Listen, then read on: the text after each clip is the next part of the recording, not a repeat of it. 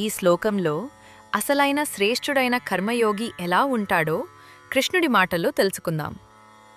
యస్వింద్రియాణి మనసా నియమ్యారభతేర్జున కర్మేంద్రియైః కర్మయోగం అసక్తః స విశిష్యతే.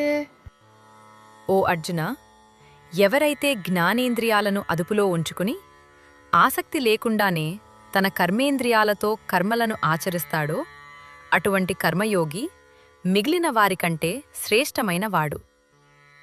కర్మయోగి అంటే సన్యాసిలాగా పనులను వదిలేసేవాడు కాదు.